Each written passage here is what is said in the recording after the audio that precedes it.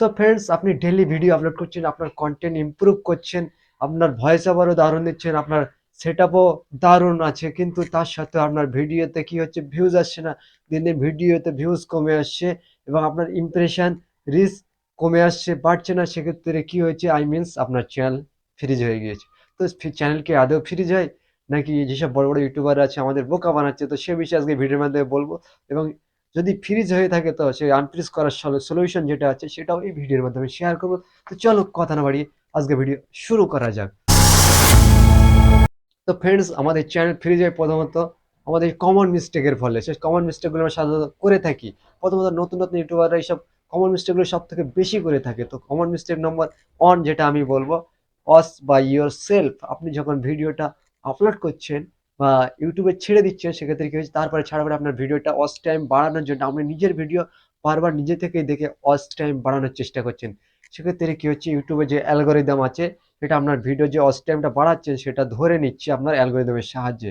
সেক্ষেত্রে কি আপনার চ্যানেলটাকে তখন ফ্রিজ করে দিচ্ছে এবং ইমপ্রেশন রিচ ওখানে স্টপ করে দিচ্ছে, আর বাড়তে দিচ্ছে না। এবং আপনার ভিডিও যে আপনার রিকমেন্ড করে অডিয়েন্সের কাছে, সেই রিকমেন্ড করাটা বন্ধ করে দিচ্ছে। এবং নাম্বার টু যেটা করে থাকি আমরা, সেটা হচ্ছে আমরা সকলে করে থাকি ইনক্রিজ সাবস্ক্রাইবার ইল্লিগালি। আমাদের বন্ধুদের কাছে হিরো ভাবার জন্য, হিরো ভাব নেওয়ার জন্য, দূরত্ব আপনার চ্যানেলের সাবস্ক্রাইবার বাড়ানোর জন্য বলেন।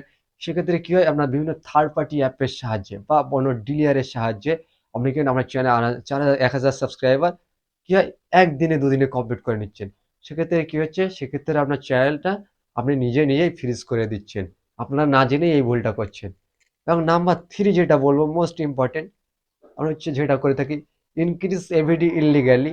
আই মিনস আপনারা যেটা ওয়াচ টাইম বাড়ানোর জন্য, 4,000 ওয়াচ টাইম কমপ্লিট করার জন্য, আমার চ্যানেলটা মনিটাইজ করার জন্য কি করছেন, আপনার যে ওয়াচ টাইমটা আছে কোনো থার্ড পার্টি অ্যাপের সাহায্যে বা কোনো ডিলের সাহায্যে একদিনে আপনার কমপ্লিট করে ফেলছেন। সেক্ষেত্রে কি হয়, ইউটিউবের যে রোবট বা এআই আছে আপনাকে ধরে ফেলে। কারণ না, আপনারা যখন একই লোকেশন থেকে একই আইপি অ্যাড্রেসের সাহায্যে আগের আগে আপনার ওয়াচ টাইম এত বাড়তো না, সেখানে আপনার একদিনে এতটা ওয়াচ টাইম একই আইপি অ্যাড্রেস একই লোকেশন থেকে যখন অতিরিক্ত কমপ্লিট হয়ে যাচ্ছে বা অতিরিক্ত বাড়ছে, সেক্ষেত্রে ইউটিউবের যে এআই আছে সে আপনাকে ধরে ফেলছেন। আপনি ভাবছেন কিভাবে ধরছেন?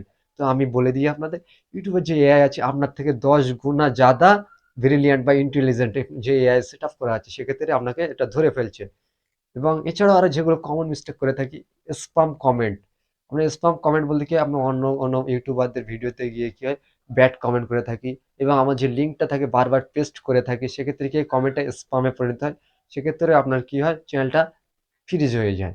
এছাড়াও যেগুলো কমন মিস্টেক করে থাকলে সেগুলো হচ্ছে কি, হচ্ছে আপলোড কন্টেন্ট। আমরা যে কন্টেন্টটা আছে সেটা আপনি বারবার আপলোড করে থাকেন।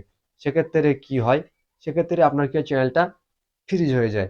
যদি আপলোডই করতে হয়, আপনার কি হবে, আপনার যে চ্যানেল আছে, যে ভিডিওটা ছাড়বেন নেক্সট টাইমে আপলোড করবেন, সেটার কি হবে, থাম্বনেল চেঞ্জ করতে হবে, টাইটেল যেটা আছে সেটা চেঞ্জ করতে হবে, যেটা ছোট ছোট হ্যাশট্যাগ গুলো দেবেন সেগুলো ইউনিক দিতে হবে বা আলাদা দিতে হবে, অ্যানাদার হ্যাশট্যাগ দিতে হবে। সেক্ষেত্রে কি হবে, আপনার ইউটিউব এআই ধরতে পারবেন না। সেক্ষেত্রে আপনার ভিডিওটা হয়তো আগের ভিডিও থেকে বেশি ভিউজ আসবে।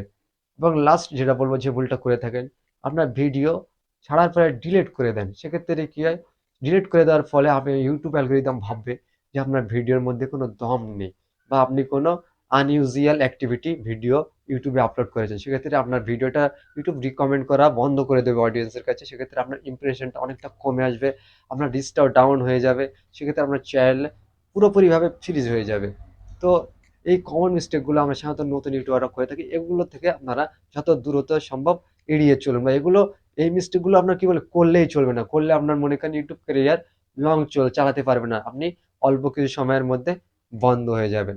এবং এর সলিউশন কি, আমি যেটা বলবো, এর সলিউশন প্রথমত হচ্ছে আপনাকে প্রথমত কন্টিনিউ 1 2 3 দিন করে 50 60 দিন কন্টিনিউ ভিডিও ছেড়ে দেন। ভিডিও ছাড়া বন্ধ করলে আপনার ডিমোটিভেট হলে হবে না। আপনাকে ডিমোটিভেট হওয়ায় তো এখানে আপনার শেষ, লং জার্নি এখানে স্টপ হয়ে যাবে, শর্ট জার্নিতে পরিণত হয়ে যাবে। আপনাকে ডিমোটিভেট না হয়ে কন্টিনিউয়াসলি ভিডিও ছাড়তে হবে, ভিডিও আপলোড করে যেতে হবে। এবং নাম্বার দুই যেটা বলবো আমি, সেটা করলে আপনার ভিডিওটা আগের মতোই আবার ভিউজ আসবে, ইমপ্রেশন যেগুলো ছিল আগের মতোই বেড়ে যাবে, রিচও আগের মতোই বাড়বে। সেক্ষেত্রে কি করতেন, আমরা গুগল অ্যাডওয়ার্ডস এর থ্রু আপনার যে ভিডিওটা আছে সেটাকে আপনি কি হতে প্রমোট করতে পারেন। এবং হ্যাঁ বলি, প্রমোট যদি আপনি সঠিকভাবে করতে পারেন সেক্ষেত্রে কি হবে, আপনার ভিডিওটা হয়তো দ্রুত ভিউজ বাড়বে এবং আপনার চ্যানেলটা হয়তো রিচ ইমপ্রেশন দ্রুত বেড়ে উঠবে। সেক্ষেত্রে কি হবে, আপনি যখন আপনার ভিডিওটা প্রমোট করবেন, কোনো ডিলারের চক্করে পড়বেন না বা কারোর সাহায্যে পড়বেন না। আপনি নিজে থেকেই পারলে প্রমোট করুন। আর আপনার প্রমোট করার বিষয়ে যদি ভিডিও চান, সেক্ষেত্রে আমি চাইলে নেক্সট ভিডিও দিয়ে দেবো। কমেন্ট করে জানাবেন যদি প্রমোট কীভাবে করতে হয় যদি না জানেন। তো ফ্রেন্ডস, আজকে ছিল এটুকু ভিডিও। আর অবশ্যই একটা লাইক করে দেবেন। আপনারা একটা লাইক করলে আমি ভিডিও বানাতে আরও মোটিভেট হই। নাহলে মোটিভেট হয়ে যাই, নিজে থেকে মনে হয় আমার ভিডিও কাউকে ভালো লাগছে না। তো অবশ্যই একটা লাইক করে দেন। আর আমার চ্যানেল নতুন হয়ে থাকলে বেল আইকন প্রেস করে আমার চ্যানেলটা সাবস্ক্রাইব করে দেবেন। দেখা হবে নেক্সট ভিডিওতে। খোদা হাফেজ।